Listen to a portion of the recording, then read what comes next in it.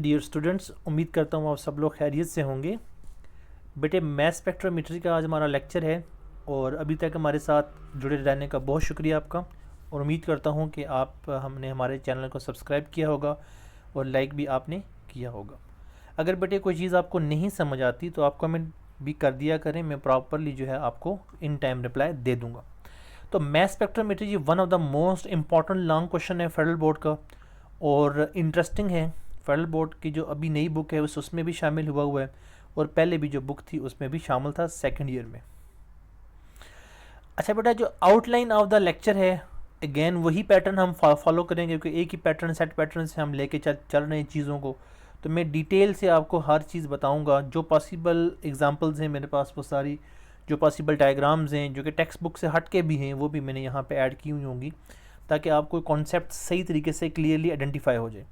फिर बेटा इसके जो पॉसिबल क्वेश्चन होना है और फिर आपके पास उस क्वेश्चन के आंसर को आप लिख लेंगे ताकि फर्दर जो है वो आप अपने लिए फाइनल बोर्ड की जो एग्ज़ाम की प्रिपरेशन के लिए अपने पास रख लें।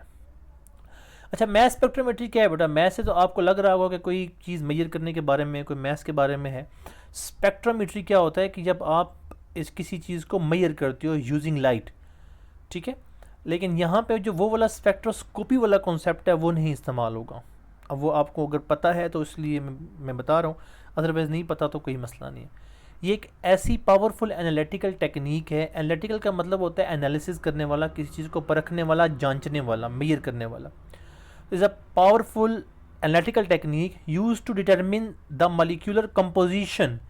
कंपोजिशन का मतलब है कि अगर आपके पास कोई चीज़ पड़ी हुई है और उस चीज़ में से आपने देखना है कि कौन सी चीज़ कितनी मिकदार में है, तो आपने फाइंड करना हो तो आप कहते हैं कि उसकी कंपोजिशन फाइंड करें। और स्ट्रक्चर ऑफ द सैंपल, के सैंपल है उसका स्ट्रक्चर क्या है, किसकी बेस पे बेटा? मैस टू चार्ज रेशो किसकी बेस पे। अब ये क्या चीज़ होती है, इसके बेटा हम लिखते हैं मैस और जेड नीचे जो है वो क्या है, जेड है चार्ज, एम बाई जी की बेस पे कहते हैं। अब किसकी कैसे होता है, आइंस की सूरत में होता है, आइंस कैसे बनते हैं, क्या चीज़ होती है, वो सारी डिटेल हम पढ़ लेंगे। अभी तक हमें ये पता है कि एक कोई ऐसी टेक्निक है जिस टेक्निक में हमने किसी भी मॉलिक्यूल की कंपोजिशन और स्ट्रक्चर देखना है कि आया कि जो सैंपल के अंदर जो स्ट्रक्चर है वो क्या है, उस सैंपल का स्ट्रक्चर क्या है, उसके अंदर कितने एटम हैं, कैसे जुड़े हुए हैं, वगैरह वगैरह।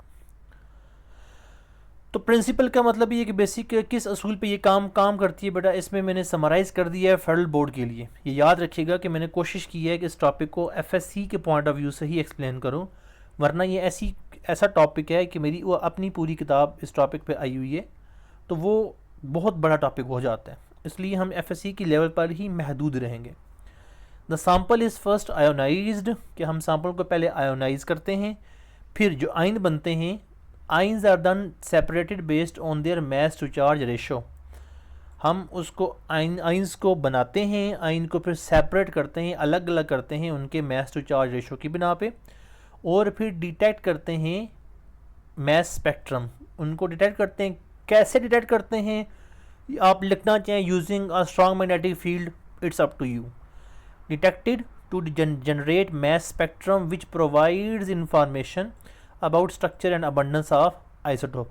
ये नीचे जी डायग्राम दी है, एग्जाम्पल यहाँ पे आता है, यहाँ पे हम उसको आइंस को जनरेट करते हैं, फिर उनको हम सेपरेट करते हैं, फिर डिटेक्टर उसको डिटेक्ट कर लेता है। अब आपने डायग्राम भी बनानी है तो आपकी जो टेक्स्ट बुक के साथ अलाइन करने वाली डायग्राम है, बेसिकली डायग्राम इसकी ये वाली है, लेकिन अब ये वाली डायग्राम पेपर पे बनाना मुश्किल है, इसलिए मैंने आपके लिए ऐसी डायग्राम निकाली है जिससे आपको पेपर पे ड्रॉ करना आपके लिए आसान हो। तो ये डायग्राम बेटा आप पेपर के लिए इसको याद रख लें। आयोनाइजेशन है, एस लगाना है, ठीक है, नहीं तो उसके साथ यहाँ पे जेड लगा लें। आयोनाइजेशन, एक्सेलरेशन, डिफ्लेक्शन और डिटेक्शन और एम्पलीफायर, फिर चार्ट डायग्राम। अपनी अगर यहाँ हेडिंग देना चाहें, इट्स अप टू यू। अच्छा, वर्किंग क्या है बेटा? वर्किंग इसमें यह है कि जो मैस स्पेक्ट्रोमेट्री जो ना वो 3 बेसिक फिनोमेना पे इन्वॉल्व करता है, 3 फंडामेंटल स्टेप है। पहले स्टेप में क्या होगा कि आयोनाइजेशन होगी, कि कोई भी सैंपल है उसको हम आइंस में कन्वर्ट करेंगे, फिर उसको मैस एम बाई जी की बेस पे एनालाइज होगा, फिर बेटा उसको हम डिटेक्ट करके एनालाइज कर लेंगे। तो डिटेक्शन है एनालिसिस का एक ही जगह पे मैंने इकट्ठा कर दिया। अगर आपने 4 स्टेप लिखने हैं, इट्स अप टू यू। तो आयोनाइजेशन का मतलब है कि किसी भी न्यूट्रल एटम को आपने किसी पॉजिटिव एटम में कन्वर्ट करना है। फॉर एग्जांपल अगर आपके पास हीलियम है He, तो He को आपने He पॉजिटिव में अगर कन्वर्ट करना है बेटा, तो या नियोन है, नियोन पॉजिटिव में कन्वर्ट करना है, तो इसको हम कहते हैं आयोनाइजेशन। अच्छा, आयोनाइजेशन से पहले वेपोराइजेशन का कॉन्सेप्ट ऑलरेडी अंडरस्टूड है कि आयोनाइजेशन करने के लिए वेपोराइजेशन होती है। वो पंजाब टेक्स्ट बुक अगर बच्चे पढ़ते हैं तो वहाँ पे लिखा हुआ है कि first sample is vaporised then ionised. तो हम डायरेक्ट आयोनाइजेशन पे भी जा सकते हैं, कोई ख़ास बड़ी बात नहीं है, क्योंकि सैंपल हमारा सॉलिड में हो, लिक्विड में हो या गैस में हो, हम जब उसको आयोनाइज करने की तरफ लेके जाएंगे तो अल्टीमेटली हमें गैसियस स्टेट में कन्वर्ट करना पड़ता है। तो the sample is ionize using different ionization technique. इसमें क्या होता है बेटा, हाई एनर्जी इलेक्ट्रॉन उस पर हम गिराते हैं, हाई वोल्टेज की फील्ड उसके ऊपर गिराते हैं, या फिर लेज़र गिराते हैं। लेज़र में एक ख़ास किस्म का लेज़र है, यहाँ पे टेक्निक होती है, इसको हम सिंपल फॉर्म में माल्दी कहते हैं, कि यहाँ मैट्रिक्स है, matrix assisted laser desorption and ionization MLD। अब बच्चे क्या करते हैं कि इसको भी एक्सप्लेन करना शुरू कर देते हैं, इसको भी सर्च करना शुरू कर देते हैं, एक्स्ट्रा पॉइंट लिखना शुरू कर देते हैं, तो वो ज़रूरी नहीं है। आपकी बुक में ये 3 पॉइंट लिखे हुए हैं कि इससे आयोनाइजेशन होती है, मोर देन इनफ है, ज़्यादा की ज़रूरत नहीं है। तो आयोनाइजेशन क्या है बेटे, आयोनाइजेशन के अंदर हम वही सिंपल बात है, आयोनाइजेशन एनर्जी जो दे के यहाँ से इसको आयोनाइज कर देते हैं। अब आयन जो बनते हैं वो क्या है बेटा, उनको सेपरेट करते हैं हम मैस यानी उनकी बेस पे, MZ की बेस पे या फिर मैस एनालाइजर की बेस पे।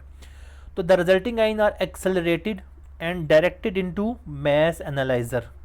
और मैस एनालाइजर क्या करता है बेटा, MZ रेशो की बेस पे उन आइंस को फोकस करवा के डिटेक्ट करता है मुख्तलिफ डिफरेंट टाइम्स पे। फॉर एग्जांपल यहाँ पे अगर आप देखें तो यहाँ पे जो रेड कलर में आपको दिख रही है वैल्यू, यहाँ पे रेड कलर भी दिख रहा होगा और साथ में आपको जो है ना वो ग्रीन कलर भी दिख रहा होगा और ब्लू कलर भी दिख रहा होगा। ये बेसिकली उसको डिफ्लेक्ट किया है उसने based on their mass to charge ratio. तो उसकी बेस पे वो डिफरेंट टाइम भी लगाएंगे डिटेक्शन में, और जगह डिफरेंट पॉइंट पे वो फॉल कर रहे होंगे।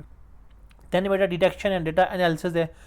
तो डिटेक्शन में क्या होगा, जब वो आपका सिस्टम यहाँ पे डिटेक्टर के ऊपर जब कभी भी कोई आइन गिरेगा तो उसको काउंट कर लेगा। तो जब भी वो गिरेगा उसको रिकॉर्ड करेगा कि कितना टाइम उस आइन ने उस तक लगाया है और कितने आइन वहाँ उसके पास पहुँच रहे हैं।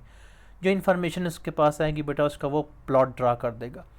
तो ये मैस स्पेक्ट्रम हमने देखा है कि मैस स्पेक्ट्रम क्या होता है कि एक ऐसा कुछ स्पेक्ट्रम है जो कि तस्वीर शक्ल में हमें कुछ चीज़ देता है। इसकी क्या होता है बेटा, एक्स एक्सिस पे हमारे पास M/Z रेशो होती है और वाई एक्सिस पे रिलेटिव अबंडेंस होती है। For example mass spectrum of chlorine की अगर हम बात करें तो वो ऐसा होगा कि यहाँ पे जो है वो क्लोरीन के जो आइसोटोप्स होते हैं वो होते हैं 2। तो यहाँ पे अगर हमने इसको ड्रॉ करना है तो उन 2 आइसोटोप्स की यहाँ पे वैल्यू होगी, एक होगा क्लोरीन 35 के और एक बेटा होगा क्लोरीन 37 का। और दोनों की जो है यहाँ पे जितनी उनकी रिलेटिव अबंडेंस होगी हम यहाँ पे लिखेंगे, और जो भी इसका M/Z है यानी कि मैस टू चार्ज रेशियो है वो यहाँ पे आएगी। यहाँ पे जो इसकी परसेंटेज है, फॉर एग्जांपल 35 जो है वो है हमारे पास राउंड अबाउट 75% आता है, और यहाँ पे जो है वो 37 जो है वो राउंड अबाउट 25% जो है उसकी आ रही है वैल्यू। तो इस तरह के स्पेक्ट्रम को हम कहते हैं बेटा कि वो क्या है, मैस स्पेक्ट्रम है। अगले स्लाइड में मैं आपको इसका स्पेक्ट्रम भी दिखा देता हूँ। तो अच्छा जी, यहाँ पे जो क्वेश्चन है कौन कौन सा फॉल करता है, पहला तो क्वेश्चन बेटा ये है कि basic principle of mass spectrometry. तो वो आपने सिंपल लिखना है लेकिन डायग्राम साथ में ड्रॉ करनी है प्लीज़। और यहाँ पे जो है ना मैं अभी आपको बताया कि जो मैस स्पेक्ट्रम ऑफ क्लोरीन है यहाँ पे वो मैंने एक्सप्लेन भी किया हुआ है। ये बेसिकली क्या है, क्लोरीन 35 है और ये क्या है, क्लोरीन 37 है। यहाँ पे सिग्नल इंटेंसिटी कह लें या फिर उसको ये कह लें कि ये रिलेटिव अबंडेंस है। तो अच्छा, अगर बेटे आपने मैस स्पेक्ट्रोमेट्री का लॉन्ग क्वेश्चन आपके पास आ जाए जो कि सबसे ज़्यादा ज़रूरी लॉन्ग क्वेश्चन है, तो उसमें पहले मैस स्पेक्ट्रोमेट्री की प्रॉपर हेडिंग देंगे, उसकी नीचे लिखेंगे डेफिनेशन, फिर बेसिक प्रिंसिपल की आपने हेडिंग देनी है, उसकी पूरा प्रिंसिपल लिखना है, फिर डायग्राम की हेडिंग दे के डायग्राम लिखनी है, डायग्राम ड्रॉ करनी है, फिर वर्किंग की हेडिंग दे के ये फिर उसके स्टेप्स चारों लिखने हैं, फिर मैस स्पेक्ट्रम की आपने बताना है कि मैस स्पेक्ट्रम क्या होता है, फिर बेटे आपने एग्जांपल देनी है मास स्पेक्ट्रम ऑफ क्लोरीन की और नीचे ये मास स्पेक्ट्रम एक्सप्लेन करना है। तो इस सारी डिस्कशन का फ़ायदा ये था कि आप जो मास स्पेक्ट्रोमेट्री है उसको अंडरस्टैंड कर सकें और फेडरल बोर्ड में उसको सही सही तरीके से अटैम्प्ट कर सकें। अब यहाँ वीडियो स्टॉप करके इसको अगर लिखना चाहें साथ में लिख लें, स्नैप लेना है तो आप स्नैप भी ले सकते हैं। मज़ीद वीडियोस के लिए हमारे चैनल को लाइक शेयर और सब्सक्राइब करें और उम्मीद करता हूँ बेटे कि आपने चीज़ों को बड़े अच्छे तरीके से सलीके से अंडरस्टैंड किया होगा। और अगर आपका फिर भी कोई क्वेश्चन है तो कमेंट लाजमी कर दें ताकि हम आपको बर वक्त उसका जवाब दे सकें।